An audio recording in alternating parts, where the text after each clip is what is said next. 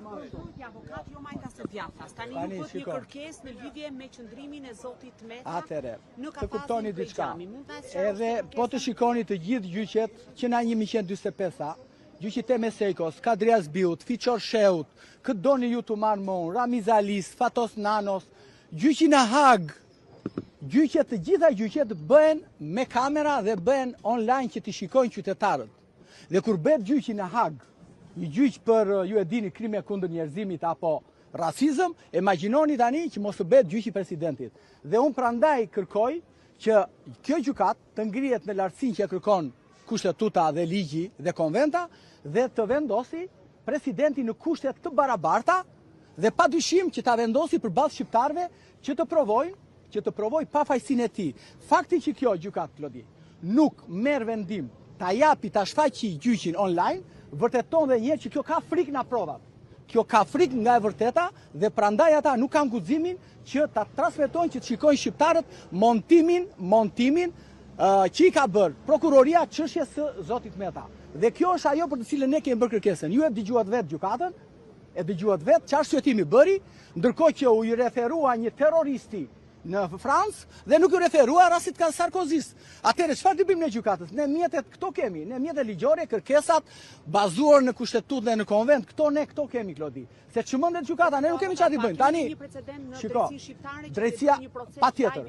Në këtë vend në vitin 93, 94, 95, 93, 94, 95, gjyqi Fatos Nanos është bërë në kushte të barabarta. Gjyqi të gjitha atyre Ramiz Alis dhe Xhimia dhe të gjitha atyre që u shfaqit që u dënuan atyre për krime kundër njerëzimit, janë bërë të hapur për gazetarët, për media dhe RTS-ja, i keni aty, do futeni dhe do i shikoni që janë gjyqe të bëra publik.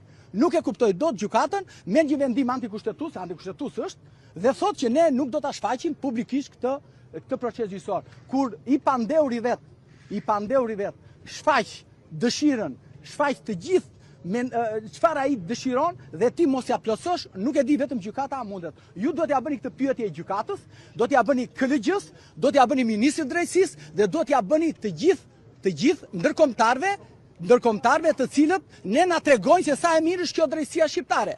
Dhe ata ndërkombëtarët, unë do t'i ftoj, do bëj një letër që të vinë seancën tjetër të shikojnë presidentin e Republikës mbyllur në kafaz. Kjo është e papranueshme.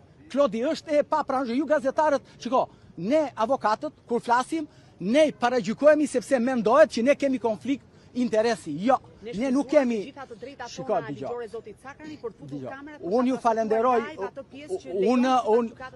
për te miqësisë që kam me ju falenderoj për punën tuaj ju që kaq i keni, por problemi qëndron që është e papranueshme sot në vitin 2026 që ti të mbash mbyllur në kafaz presidentin e Republikës, kryetarin e bashkisë dhe çdo funksionar tjetër, sepse aty humbet nuancën e të qenit një shtet i së drejtës dhe besh diskriminues. Ju e mbani mend, unë prandaj ju referova te gjykatës, sepse vetëm këto sjellje bënte vetëm i Sisi 10 vite më parë në Siri, mbani mend, besoj, kur i arrestonte dhe i shëtiste në kafaz nëpër qytet. Unë nuk di rast tjetër, në Kosovë pat, javën e shkuar përfundoi një proces gjyqësor me burgim të përjetshëm, dhe ai individi u gjykua në të gjithë procesi gjyqësor në krah të avokatit të tij. Më gjeni një precedent tjetër në Europë dhe ja bëni pyetje gjykatës. Ja bëni pyetje atyre palaçove të Këshillit Lart Gjyqësor, atyre se ata më palaçot janë Këshilli Lart Gjyqësor, që shikojnë një shkelje kaq të rëndë të kushtetutës dhe të konvencijës europiane dhe rrin atje në zyrat me kondicioner dhe nuk flasin një fjalë të vetme që shkelje liri dhe të drejtat e njeriut. Si mundet një president republike të rrin mbyllur në kafazin e Qelçës? Por më thoni një rast të dytë dhe unë të hiqem nga të gjitha kërkesat e mia. Prandaj jam i acaruar sot, ndoshta unë jam çik më i ndjeshëm për liritë e drejtat e njeriut, qoftë dhe për vokacionin tim familjar, po është e papranueshme. Kur këtu në të gjithë e Surini 100 vite shtet janë bërë të gjitha edhe në kohën e mbretërisë, kur u gjykua në 35-ën, dhe në 35-ën, ku mbreti Zog gjykoi ata të revolucionit të Fierit, i ka bërë gjyqe të hapura publike, s'kish media atëre. Por janë bërë publike vetëm në Shqipërinë e 2026 të reformës së re në drejtësi që ja thash në gjykatës për turpin e këtyre deputetëve dhe kësaj shoqërie që pranon një diskriminim të tillë. Sepse sot është presidenti, nesër do jetë Edi Rama, pastaj do jetë dikush tjetër aty. Dhe kështu që unë mendoj dhe besoj që ju do ta vazhdoni këtë betejë. Kjo është betejë për dinjitet njerëzor. Nuk është betejë as për kujtim Sakrajin, as për zotin Meta. Është betejë për dinjitetin njerëzor, Klodi. Dhe ti duhet ta vazhdosh këtë betejë. Faleminderit. Faleminderit juve.